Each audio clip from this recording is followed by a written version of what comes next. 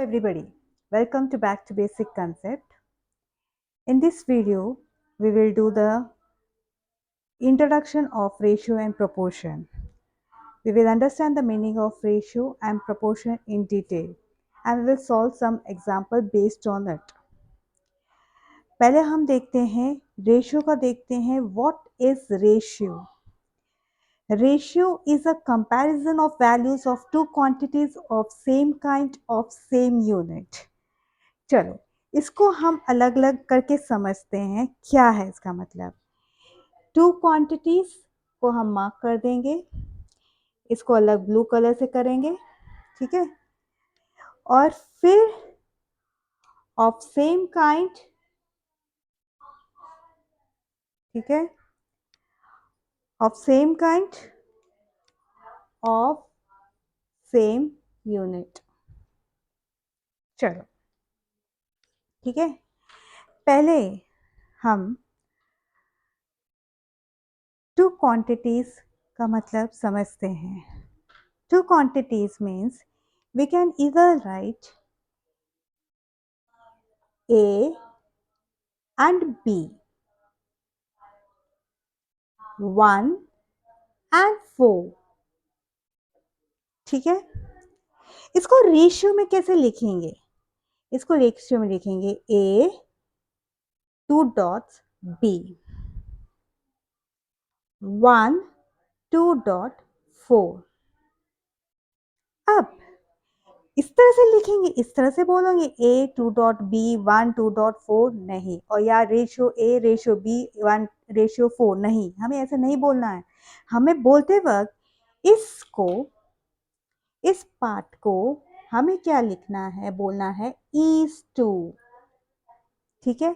We will say it as A is to B 1 is to 4, ठीक है। अब इस टर्म को A and 1 को, A और 1 को हम क्या बोलेंगे? We will tell it as first term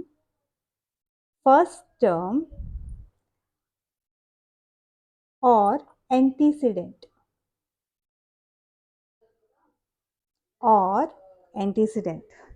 first term और एंटीसीडेंट। ये जो है इसको फर्स्ट टर्म या एंटीसीडेंट बोलेंगे। और ये जो पार्ट है बी और 4, इसको हम सेकेंड टर्म या फिर कॉन्सिक्वेंट बोलेंगे, कॉन्सिक्वेंट और, ठीक है। इस A when the two quantities is given as A and B, A को हम फर्स्ट टर्म और एंटीसीडेंट बोलेंगे, B को हम सेकेंड टर्म और कॉन्सिक्वेंट बोलेंगे। अगर टू टर्म्स है फर्स्ट एंड 4, 1 एंड 4, तो 1 को फर्स्ट टर्म और एंटीसीडेंट बोलेंगे और 4 को सेकेंड टर्म और कॉन्सिक्वेंट बोलेंगे। अच्छा, अब मुझे बताओ, ये तो हो गया A is to B 1 is to 4। अब एक और बात जानना बहुत जरूरी है, A is to B will not be equal to B is to A, या फिर 1 is to 4 will not be equal to 4 is to 1। ये आपको ध्यान रखना बहुत जरूरी है, ठीक है। अब आया of same kind. What do you mean by that? देखो, suppose if I will tell you there are 160 boys and 340 girls in a school। School में 160 बॉयज है एंड 340 गर्ल्स है इसमें। तो ये स्कूल में क्या हुआ? स्टूडेंट्स ही हुए, या in other words they are children, they belong to one category. तो ये एक ही कैटेगरी है, तो हम कंपेयर कर सकते हैं the ratio of boys to girls, ठीक है। अच्छा, अगर हमने इधर रुपीज 5 लिखा, ठीक है, और इधर मैंने 2 rupees 10, can we compare? Yes, we can compare because they are money, ठीक है, they belong to one category, that is money. लेकिन बॉयज और मनी कैन वी कंपेयर? नहीं, they do not belong to boys and money. We can't compare it. We can't compare it. Why? क्योंकि they belong to different category. Different category. समझ में आया? अब now it is a comparison of values of same unit. For example, अगर मैंने बोला ratio of rupees, we have to find the ratio of rupees 2.50 to 75 पैसा. इसका मतलब क्या? एक का रुपीस है, एक का पैसा है, दोनों मनी है, बट सेम यूनिट नहीं है. Rupees is a bigger unit and paisa is a small unit. So you will either convert rupees into paisa or paisa into rupees. So it's up to you. I will convert this into paise. So this will become 250 paise to 75 पैसे. We will solve it later on. वो बाद में, अभी वो detail वो बाद में सीखेंगे. तो 250 पैसे to 75. Then now we can find out the ratio. 250 पैसे to 75 पैसे. Okay. Now मेरा दूसरा क्वेश्चन है. नेक्स्ट क्वेश्चन, ये तो समझ में आया. It is a comparison of values of two quantities of same kind of end of same unit. ठीक है. अब मेरा क्वेश्चन है, क्या ये comparison of values two quantities के बीच में ही है, उससे ज्यादा नहीं हो सकता? चलो देखते हैं. सपोज टू क्वांटिटीज तो मिनिमम है, उससे ज्यादा हो सकता है. चलो अभी देखते हैं. देखो अभी क्वेश्चन क्या है, कंपैरिजन ऑफ वैल्यूज ऑफ 3 और more quantities, can we find the ratio. ठीक है, दो क्वांटिटी का तो आपने समझ लिया. अभी 3 क्या हो सकते हैं. चलो एग्जांपल ले लेते हैं. जब हम, अभी मैंने 2 क्वांटिटीज बोला, ठीक है. अब ट्रायंगल के साइड्स ले लेते हैं. अब ट्रायंगल के साइड्स तो 3 है, 1 2 3. अगर ट्रायंगल के साइड्स अभी हम कंपेयर करेंगे, there should be 3 quantities. yes or not, or we can skip. अरे मुझे नहीं चाहिए, 2 क्वांटिटीज है, 2 ही हम कंपेयर करेंगे. ऐसा है नहीं, ऐसा नहीं है. तो हम 3 क्वांटिटीज से कंपेयर कर सकते हैं.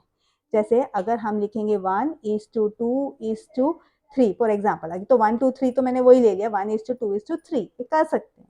वैसे ही एंगल्स ऑफ ट्रायंगल भी 3 है. ठीक है, तो इसका रेशियो भी लिख सकते हैं 5:3:4, जो भी है रेशियो. ठीक है, ये भी कर सकते हैं. ये 1:2:3. हाँ ठीक है. अभी ये तो हो गया. नेक्स्ट थिंग, क्या 3 से ज्यादा हो सकता है? शायद वो भी हो सकता है. It depends on the question to question. Suppose quadrilateral का साइज दिया हो, कोई भी quadrilateral means 4 sides. The closed figure which has 4 sides. 1 2 3 4. Anyway, in this way, तो ये क्वाड्रिलेटर हो सकता है. ठीक है. अभी इसके भी तो 4 साइड्स हैं, तो 4 रेशियो भी हो सकता है. इसके भी तो 4 एंगल्स हैं, हो सकता है. तो it can be possible comparison of values of 3 और more quantities. Yes, so the answer is yes. ठीक है, तो इसका कंपेयर कर सकते हैं. It depends on question to question. Minimum 2 quantity होनी चाहिए. अब मेरा क्वेश्चन है, क्या ये इसी तरह से होगा? क्या रेशियो फ्रैक्शन में हो सकता है? For example 1/5:1/6:1/7. 7 no, we can tile it as 10. क्या ये हो सकता है? The answer is yes. The answer is yes. लेकिन इसको आपको क्या करना है? इसमें आपको क्या करना है? इसको सिंप्लीफाइड इसको इस फॉर्म में लेकर आना है। वो कैसे? इसका एलसीएम निकाल के फिर उससे मल्टीप्लाई करके, चलो देखते हैं वो कैसे। चलो पहले एलसीएम निकालो, 5 6 10 का एलसीएम निकालो common by common division method. ठीक है, तो ये हो जाएगा 2 5 3 5 3 5 1, तो एलसीएम क्या निकलेगा? 15 टू ज़ा 30।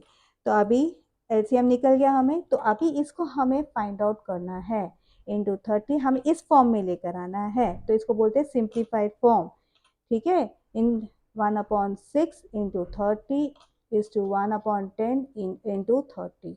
तो इसका 5 है, इसका सॉरी इसका 5, इसका 6 है और इसका 3 है। तो रेशियो इज 6:5:3। क्या हम इस फॉर्म में लेकर आ गए हैं? यस, डेफिनेटली आराम से लेकर आ सकते हैं।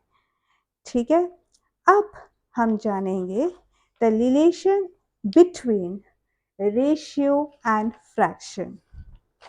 ठीक है, relation between ratio and fraction means हम देखेंगे क्या सिमिलर, क्या रेशियो फ्रैक्शन एक ही है, सेम है, चलो लेट्स सी, या डिफरेंट है, इसका अब हम जानेंगे। चलो पहली बात है, अगर मैं 3:5 बोलती हूँ, ये रेशियो है। ठीक है, या फिर 6:10 बोलती हूँ, तो क्या ये फ्रैक्शन भी हो सकता है? Yes, ratio is a fraction, ratio is a fraction, लेकिन रेशियो फ्रैक्शन है with no unit, with no unit. मतलब क्या? जब हम इसको सॉल्व करते हैं, लेकिन लिखने का तरीका अलग है। फ्रैक्शन में न्यूमरेटर डिनोमिनेटर फॉर्म होता है और रेशियो में we have to write with is to sign, 3:5 6:10। ठीक है, फॉर एग्जाम्पल अगर इसको सॉल्व करते हैं तो 6:10 को सॉल्व करते हैं तो हम पहले फ्रैक्शन में लिखते हैं and then we simplified it, then we simplify मतलब क्या, इससे लोवेस्ट फॉर्म में लेकर आना है, लोवेस्ट फॉर्म में लेकर आना है 3:5।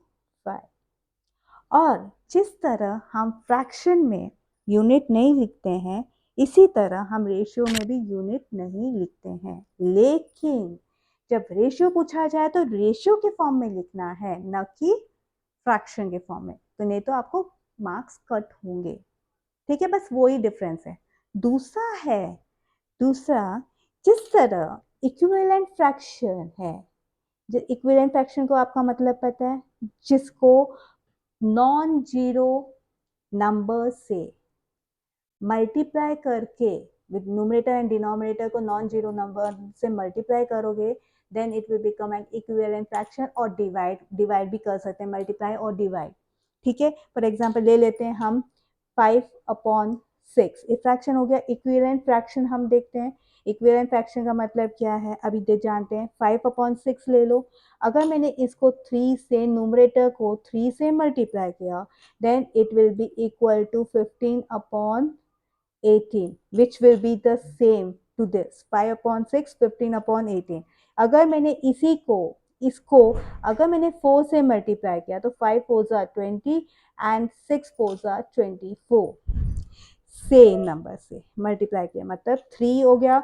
ये 4 से मल्टीप्लाई, इसको 4 से मल्टीप्लाई करके तो ये आएगा, 4 से मल्टीप्लाई करूंगी, इसको 5 से मल्टीप्लाई करूंगी तो ये आएगा 4 नहीं 6, रुक जाओ, 6 3 ये 3 से हो गया ना, ये तो 4 से हो जाएगा, इससे ये 4 से हो जाएगा, ये 4 से, और 5 से मल्टीप्लाई करूंगी तो क्या आएगा, 5 से मल्टीप्लाई करूंगी तो 4 से हो गया, 5 4 20 6 4 24। ठीक है, अगर इसको 5 से मल्टीप्लाई करूंगी तो 5 5 25, 6 5 30. This is the equivalent fraction. The same will be the equivalent. अभी इसको डिवाइड भी कर सकते हैं with the same number. With the same number मतलब अगर तुम डिवाइड करोगे you will get it as a, अगर कॉमन फैक्टर को निकालो you will get 5/6. इसी तरह लेकिन इक्विवेलेंट रेशियो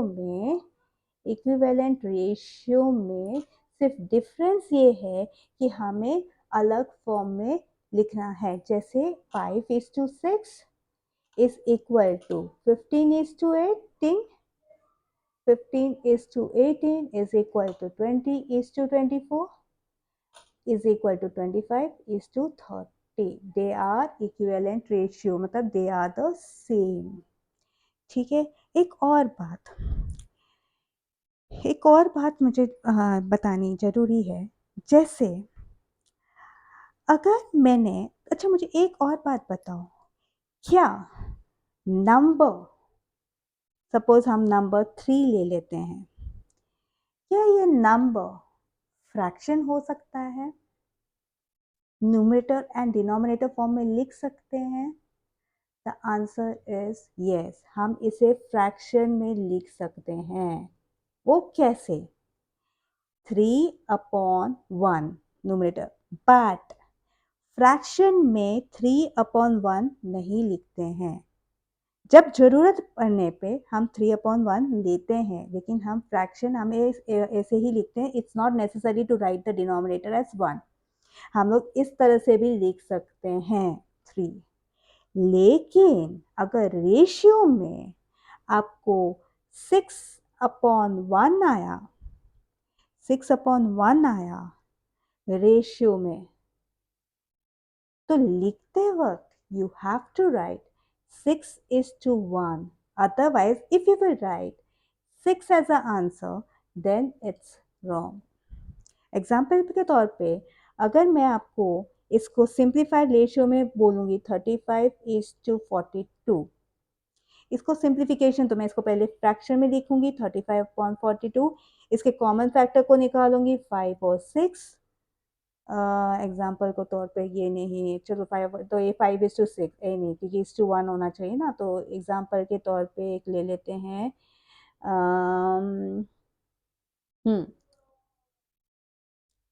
4:2। ठीक है, तो इसको मैं 4/2 लिखूंगी और इसको 2 कॉमन फैक्टर है, तो इसको 2/1 है, तो इसको रेशियो फॉर्म में लिखते वक्त 2:1 लिखना है, न कि 2। फ्रैक्शन में हम 2 लिख सकते हैं, लेकिन रेशियो में नहीं लिख सकते। तो यही सब डिफरेंस सिमिलरिटी है। रेशियो फ्रैक्शन है विद नो यूनिट, लेकिन लिखने का ढंग अलग है। उसमें इसको इस टू फॉर्म लिखना है, उसको न्यूमरेटर डिनोमिनेटर फॉर्म लिखना है फ्रैक्शन में। ठीक है, और फिर दूसरी बात है equivalent fraction and is equal to equivalent ratio, लिखने का ढंग अलग है। और चौथी चीज ये है कि फ्रैक्शन में हम 3 लिख सकते हैं, no need of writing the denominator, but in ratio form yes there is a need to write the denominator. हो गया, समझ में आया? ठीक है, अब हम कुछ एग्जाम्पल रेशियोज के बेस पे, based on ratio we will do and we will understand it much better way. ठीक है, फर्स्ट एग्जाम्पल देखते हैं। Find the ratio in simplest form. मैंने जैसे आपको समझाया, सिंपलेस्ट फॉर्म का मतलब है लोवेस्ट टर्म में करना। कॉमन फैक्टर को हटा देना, हाईएस्ट कॉमन फैक्टर को दोनों न्यूमरेटर और डिनोमिनेटर से हटा कर, and then you have to find out in the lowest term. ठीक है, पहले 56:98 हम फ्रैक्शन में लिखेंगे। this we will write in fraction. So we will 56/98. We'll cut the common factor. I'm cutting with 4. No, 4 it's not going. We will cut by 7. 7 is going. So 7 8s are 7 1 14. Okay. Then we will 2 is a common factor, 4. So we are getting it as 4/7, and this we will write in a ratio, because we have to write in a ratio, we have to find out the ratio. So this is a final answer. Okay, now now we have to find out the ratio in 6 months to 1 year, 3 months. That means again we have to find in the simplest form. तो क्या करना है, पहले तो देखो यहाँ पे ये जो है मंथ में दिया है, ये ईयर और मंथ दोनों में दिया है।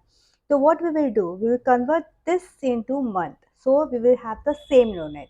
ठीक है, तो अभी क्या करेंगे हम इसको, 1 ईयर 3 मंथ्स को हम ऐसे लिख सकते हैं, 1 year that means 1 into 12, 12 months प्लस 3, दैट मीन्स 12 + 3 equal to 15 months।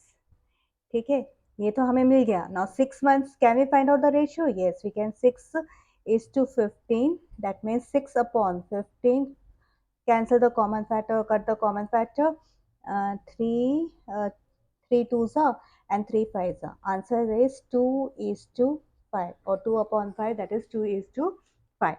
Okay, now see the next question. Out of his monthly income of rupees 12,600, a man spent rupees 9,000. Find the ratio of income to expenditure and saving to income.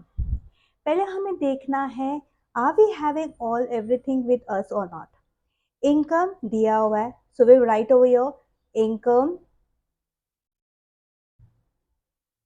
income is equal to rupees 12,600.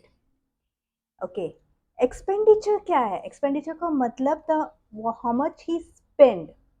ठीक है, तो वो expenditure हो गया। So expenditure also we have equal to ₹9,000। अब हमें क्या find out करना है? We have to find out saving, because for the next question we need saving also. तो सेविंग हम कैसे फाइंड आउट करेंगे? How much income we earn and how much we spend, we will subtract it. तो कितना income हम, income minus expenditure, that means 12,600 minus 9,000। So what are we going to get? 3,600. Our saving is rupees 3,600. Now all we are having income, expenditure, saving, and now we can easily do the sum. Now income, the first term is income, so we have to write first the income. How much income we are having? 12,600. Okay. To expenditure means expenditure is 9,000. Now cancel the common factor or cut the common factor. Then it's going in 9 table. Directly I'm cutting in with 9. So 114. Okay. Again 1 36 36 14. Okay. Now again it's going in 2 table 7. So 7/5 we are getting it as, and we have to write in ratio form 7:5. Now, saving to income. Now, saving to income, first term is saving. So, we'll write it as 3,600 upon, what is income? 12,600. Cancel the common factor. Okay. Then we will get, it's going in 9 table. So, it's 4 here, and here we are getting it as 114.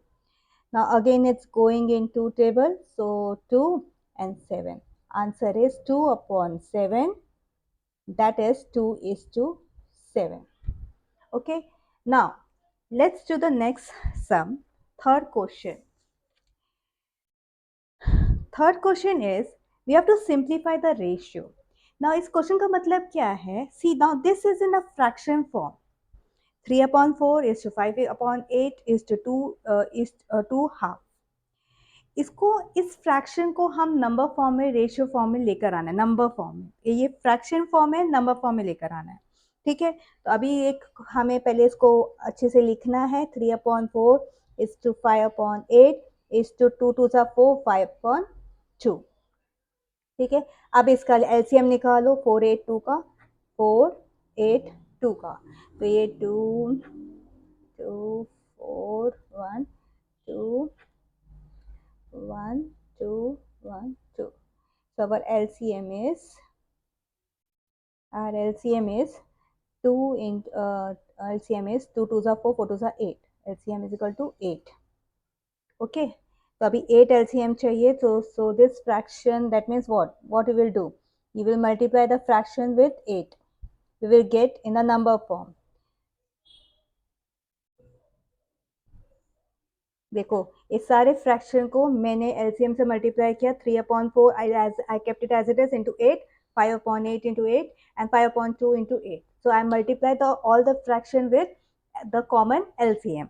Okay, then I will cut the common factor. Then we will get in a number form. So this will be 6 is to, so the 3 2s are 6, here 5 1s are 5 is to 5 4s are 20. So our ratio is 6 is to 5 is to 20. Okay, now the next question is divide rupees 1320 among A, B and C in the ratio 2 is to 3 is to 7. हमारे पास amount है 1320, 3% है, ए B and सी 3% है, उसे हमें देना है जिससे किस रेशियो में 3, एक को 2 मिले 2 और दूसरे को 3 और चौथे को तीसरे को 7, 2:3:7। वो हम कैसे करेंगे? देखो इसका मतलब अगर हम ऐसे समझें तो एक एक जो अमाउंट है होल अमाउंट को ऑल टुगेदर कितने पार्ट्स में डिवाइड हुआ? 2 + 3 5, 5 + 7 12, ऑल टुगेदर 12 पार्ट्स में डिवाइड हुआ है। 1 2 3 4 8। Now how we will divide it? चलो इससे कर लेते हैं। All together randomly I'm doing it. Now I feel it's 12, 1 2 3 4 5 6 7 8 9 10 11 12. Okay, all together 12 parts में वो किया है, डिवाइड किया है, और जिसमें से 2 पार्ट्स ए को मिला है, बी को 3 पार्ट्स मिला है, और 1 2 3 4 5 6 7 और 7 इसको सी को, ये सारे सी को मिले 7 पार्ट्स। ठीक है, मतलब ये जो 3 है, ये वाला जो पार्ट है, अभी ये देखो 2 पार्ट ए को मिला है 1 2, ठीक है, ये 2 पार्ट ए को मिला है, ये थर्ड पार्ट 1 2 3 बी को मिला है, और अब ये देखो ये जो पार्ट है ये सारे सी को मिले, 1 2 3 4 5 6 7 पार्ट सी को मिले। तो हमें क्या करना है? पहले तो इसके दो तरीके हैं, दोनों मेथड करेक्ट है, what ever way you feel easy that you do it. पहले हम क्या करेंगे, पहले हमें गिवन अमाउंट है, हमें अमाउंट जो दिया है वो लिखेंगे, गिवन अमाउंट इक्वल टू ₹1320। फिर हम लिखेंगे रेशियो इज इक्वल टू 2:3:7। ठीक है, अब हम फाइंड आउट करेंगे sum of the ratio terms, sum of the ratio terms जो दिया हुआ है is equal to 2 + 3 + 7 is equal to 10 12। That means all together 12। 12 में से 2 पार्ट ए को मिला है, तो हम कैसे करेंगे? तो अभी क्या करेंगे, शेयर ऑफ ए, हमें share of A find out करना है। ए को कितना मिला है, बी को कितना मिला है, सी को कितना मिला है।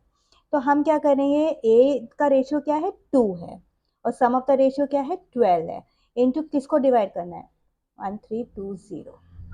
तो अभी चलो अभी कट करो इसको, कॉमन डायरेक्टली 12 से जाता है कॉमन फैक्टर, तो 1 12 12 1 0। This answer is 2 11 220 rupees 220। ठीक है, फिर शेयर ऑफ बी भी इसी तरह से फाइंड आउट करेंगे। रेशियो क्या है बी का 3 है, और ऑल टुगेदर कितने पार्ट्स हैं 12 है। शेयर ऑफ बी भी इसी तरह से फाइंड आउट करेंगे, रेशियो क्या है 3 है बी का 3, एंड ऑल टुगेदर कितने पार्ट्स हैं 12 है, तो upon 12 into the amount equal to this we already know 110, दैट मीन्स रुपीज 330, 3 11 हाँ 330। समझ में आया? अब शेयर ऑफ सी भी कैसे करोगे, share of C is equal to कितना शेयर है 7/12 इंटू 1320 अगेन 110, तो इक्वल टू ₹770। तो share of A B and C मिल गया, that means we can divide, वो डिवाइड हो गया। अच्छा, दूसरा क्या है मेथड, ये तो पहला मेथड है, ये फर्स्ट मेथड है, this is a first method. Second method is what you have to do, whatever ratio is given, you know it's the simplest form. Okay, so if we want to write, so we have, that the simplest form is we have got the common factor and then we got the ratio, तो हम common factor x लेते हैं, ठीक है। तो इसलिए हम ऐसे लिखेंगे, let the ratio of A B and C be, क्या दिया है, 2 3 7, अगर कॉमन फैक्टर को कर लें तो 2 into X 2x, 3 into X 3x, 7 into X 7x, तो let the ratio be 2x 3x and 7x, ठीक है। Given amount is how much it is, I am solving this sum again by the other method, by the second method, so given amount कितना है, ₹1320। अब क्या है, तो हमें क्या करना है, the equation will be, or whatever the equation, or according to the question, equation will be 2x plus 3x plus 7x equal to ₹1320, ठीक है। तो ये हो गया 12x is equal to ₹130, तो इसका x का वैल्यू क्या मिल जाएगी, ₹1320 divide by ₹1320 divide by 12, you will get it as 110, तो आंसर इज ₹110, ठीक है। अब हमें क्या करना है, अभी हमें ए का देखना है, ए का कितना है, that means what we will find out, 2x is equal to, X की वैल्यू इसमें डाल देना है, एक्स की वैल्यू क्या हमें मिली 110, तो 2x is equal to 2 into 110 is equal to ₹220, ठीक है, ये हो गया। फिर हमें 3x की वैल्यू फाइंड आउट करना है, 3x, ये तो ये शायद 3x is equal to 3 into 110 equal to ₹330। फिर हमें 7x की फाइंड आउट करना है, 7 into 110 equal to 7 into, that means 770। So now see the next example. In an examination, the marks obtained by Virat and Roma are in the ratio 5:7. If Roma obtained 91 marks, how many marks are obtained by Virat? That means the ratio of the marks obtained by Virat, जो ratio दिया है वो 5:7 है। Actually Roma को कितना marks मिले, 91 marks. और you have to find out the actual marks obtained by Virat. तो हम क्या करेंगे, हम ये लिखेंगे how many marks are obtained by Virat, तो ये हमें फाइंड आउट करना है, तो इसलिए हम लिखेंगे let the marks obtained by Virat be x, ठीक है, ये हो गया सॉल्यूशन, ठीक है। फिर उसके बाद लिखेंगे रेशियो दिया है तो मार्क्स obtained by विराट वो ऊपर आएगा, मार्क्स obtained by विराट, और फिर मार्क्स, रेशियो दिया है marks obtained by Roma is equal to 5/7, is two means 5/7, fraction है, फ्रैक्शन में लिखा है, ठीक है। अब हमें मार्क्स ऑब्टेन बाय विराट, हमने क्या लिखा है x, marks obtain bye Roma कितना है 91, और इसमें equal to 5/7, this you can solve by cross multiplication also, so that means 7x equal to 5 into 91. So generally हम ये मल्टीप्लाई नहीं करते क्योंकि कटिंग करना ही है, इसे कभी मल्टीप्लाई करने की जरूरत ही नहीं है, बाद में मल्टीप्लाई करना है, इंटू 91, ये जो मल्टीप्लिकेशन है वो इधर आके डिवाइड हो जाएगा, तो क्या आ जाएगा 13, 13 5 is 65, so the marks obtain bye Virat, answer में लिखोगे the marks obtained by Virat is 65. Up. See the next question. A ratio in simplest form is 4 is to 7. If its consequent is 56, finds its antecedent. अब consequent और antecedent का मतलब पता होना चाहिए. Consequent मतलब it refers to the second term. Antecedent means you have to find out the first term. ठीक है, तो हम ऐसे लिखेंगे 4/7 equal to, यहाँ पे 56 आ गया. Now that we know that 7 8s is 56. So we will multiply. So we will multiply both numerator and denominator, both numerator and denominator by 8. तो अभी क्या हो जाएगा, तो 4/7 इधर आ जाएगा, इंटू 8 हियर 56 तो है ही है, तो 32. सो इट्स एंटीसीडेंट, आंसर में लिखोगे it's antecedent is 32. You can find it out by cross multiplication also, just like we have done previous sum. वो भी कर सकते हैं. All the methods are correct. Now see the next question. Next question. Now we will start with the topic proportion. Proportion का मतलब क्या है? An equality of two ratios. मतलब इसमें कितने टर्म्स इन्वॉल्व है? 4 टर्म्स आर इन्वॉल्व. ठीक है, ये एक एग्जांपल ले लेते हैं. weight of 150 liters, weight of 150 liters and 100 liters of kerosene oil are 135 kg and 90 kg respectively.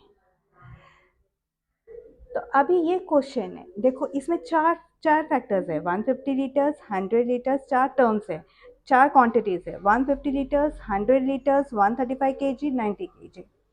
तो अभी हम क्या करेंगे, अभी इसका और इसका क्वांटिटी का हम रेशियो फाइंड आउट करेंगे. तो quantity ratio of quantities find out करेंगे. 150/100, तो ये कैंसिल करेंगे तो क्या आ जाएगा, 3:2. Same way ratio of weight find out करेंगे, इज इक्वल टू 135/90. तो अभी ये कैसे हो जाएगा, ये होगा 9 59 सा, ये 15 6 सा, ये 3 और ये 2, 3:2. अभी इधर देखोगे कि they are equal, so that means here they are in the proportion. तो ratio of quantities and ratio of weight are in the proportion. तो इसका मतलब क्या, when we will tell that the 4 terms are in the proportion. ठीक है, कैसे करेंगे, जब a is to b is equal to c is to d. When a is to b is equal to c is to d, that means then we will say that a is to b is in the proportion of c is to d. ये इसको कैसे read करेंगे, has, is as. इसको कैसे read करेंगे, is as. ये 4 dot को, this we know is to, this is a ratio and this 4 dots we call it as is as. Read करेंगे is as. ठीक है, अभी इसमें से ये जो टर्म है फर्स्ट टू लास्ट, इसको हम क्या बोलते हैं, जैसे हम अभी सर्कल कर लेते हैं, इसको और इसको हम क्या बोलेंगे, ए और डी को we will tell as A and D, we will tell as or we will call as extreme terms और extremes. ठीक है, और एक्सट्रीम्स। अब इसको, ये बी और सी को हम कैसे रीड करेंगे? देखो अभी आप देखो तो ये मिडल टर्म होएगा, तो ये मिडल टर्म बोल सकते हो। तो बी और सी को, B, here only I will write B and C, we call it as middle term और mean भी बोल सकते हैं, means। ठीक है, दोबारा बोल रही हूँ, A is to B कब प्रोपोर्शन, ए मतलब चार टर्म कब प्रोपोर्शन में होगा? जब दोनों रेशियो इक्वल होगा। A is to B, C is to D वो इक्वल होगा। दूसरी बात, then only we can say A is to B is as C is to D। तो ये जो फर्स्ट और लास्ट टर्म है उसको एक्सट्रीम टर्म बोलते हैं और या फिर एक्सट्रीम बोलते हैं, और बी और सी को हम मिडल टर्म और मीन बोलते हैं। ये सब समझना बहुत जरूरी है। Now we know that A is to B, मतलब एक प्रोपोर्शन, चार टर्म का प्रोपोर्शन होते हैं। देखो जब हम बोलेंगे चार term is in the proportion, तो that means what? A is to B is equal to C is to D.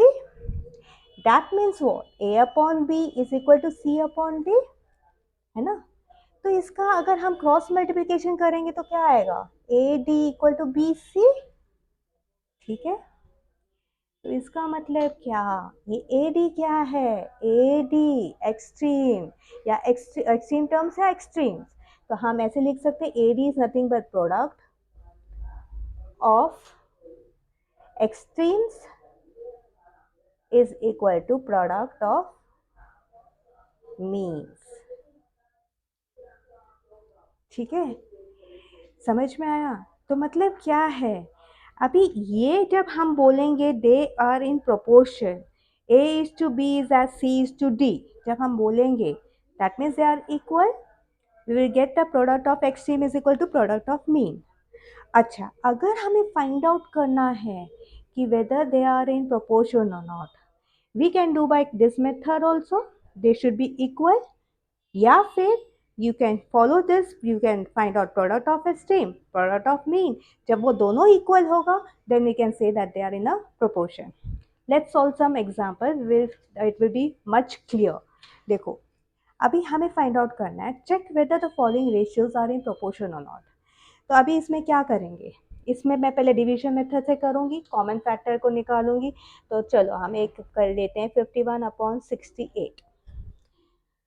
अगर किसी को मुश्किल होती है कि कैसे फाइंड आउट करें, इसका तो समझ में नहीं आ रहा, then you can do by factorization method. That means you can factorize 51 किसके टेबल में जाता है? 5 + 1 3 के टेबल में जाता है, तो इसमें आएगा 1 7, तो 70। तो इसको भी कर सकते हैं, 68 को 2 के साथ जाता है, 34 अगेन 2 के साथ जाता है, 70 70। तो अभी इससे आपको पता चलता है कि 17 is the highest common factor, so we cancel by 17 and what is remaining here, it will come 3, 17 3s are and 17 4s are, so answer is 3:4। इस सिंपलेस्ट फॉर्म में कर लिया। अभी इसका भी 85/102 करेंगे, रेशियो इसका फाइंड आउट करेंगे, इसका फ्रैक्शन लिखेंगे, फ्रैक्शन में लिखेंगे। अगर नहीं पता तो इसको दोबारा वही मेथड फैक्टराइजेशन करेंगे। 85 को 5 से जाता है तो 1 17 again 17 is coming here, let's see what is coming here, 51 3 17, तो भी 17 जाता है, तो इसमें कॉमन फैक्टर क्या है? 17, तो हाईएस्ट कॉमन फैक्टर को निकाल देंगे और इसमें 5 और 6, तो 5:6। Now 3:4 and 5:6, they are not equal, so we can say that 3:4 is not equal to 5:6, so 51:68 is not in proportion with 85:102। जब वो इक्वल होगा तब वो प्रोपोर्शन में होगा, तब वो इक्वल कहना जाएगा। नेक्स्ट, नाउ अगेन अभी ये दूसरे मेथड से देखेंगे, ये तो हमने डिवीजन किया है, अभी दूसरे मेथड से क्या करेंगे, मैंने बताया था आपको क्या करना है, product of extreme find out करोगे, फिर प्रोडक्ट ऑफ मीन करेंगे, अगर they are equal then they are in proportion, अगर इक्वल नहीं हुआ then they are not in proportion. तो चलो ये करो, प्रोडक्ट ऑफ एक्सट्रीम मतलब क्या, फर्स्ट एंड लास्ट, तो ये और ये, प्रोडक्ट मतलब multiplication, product of extreme is equal to 9 into 14, तो क्या आएगा 9 36 12 126, ठीक है। Okay, then product of mean, mean मतलब middle term, product of means 13 into 10 तो 130।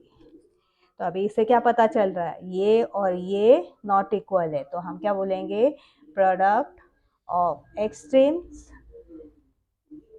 is not equal to product of means. So 9, 13, 10 and 14 are not in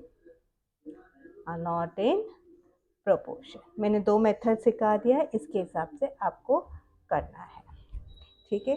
now see the next. देखो, the first, third and fourth term of a proportion are 18, 27 and 36 respectively. मतलब वो proportion में है, ठीक है। सो उसके दिए हुए हैं, बट सेकेंड टर्म हमें फाइंड आउट करना है, तो हम एज यूजुअल क्या लिखेंगे, let the second term be x. Solution में क्या लिखेंगे, let the second term be x. तो अभी कैसे करेंगे, तो क्या बैठेगा, first is what 18 x, 18 is to x, proportion इसी तरह से होगा, is as 27 is to 36। Second term को हमने x ले लिया और वैसे ही रेशियो में कर लिया तो आ गया। अब इसमें हम क्या करेंगे, वही यूज करेंगे, product of extreme is equal to product of mean, ठीक है। एक प्रोडक्ट ऑफ एक्सट्रीम क्या हो जाएगा, 18 इंटू 36 और प्रोडक्ट ऑफ मीन क्या हो जाएगा, 27 इंटू एक्स। तो ये फाइंड आउट करना है, तो 27 को इसका साइड तरफ ले लो, डिवाइड में आ जाएगा, इज इक्वल टू एक्स। तो अभी कैंसिल करो, ये 4 के साथ जाता है, ये 3 के साथ, और ये 6, तो 6 4 जा एक्स इज इक्वल टू 24, ठीक। Now, so we got the second term. The second term is 24. I hope you have understood this video, the concept. The concept is very much clear. अगर डाउट है तो comment करके पूछो, और please please please मेरे channel को subscribe and अधिक से अधिक शेयर कीजिए।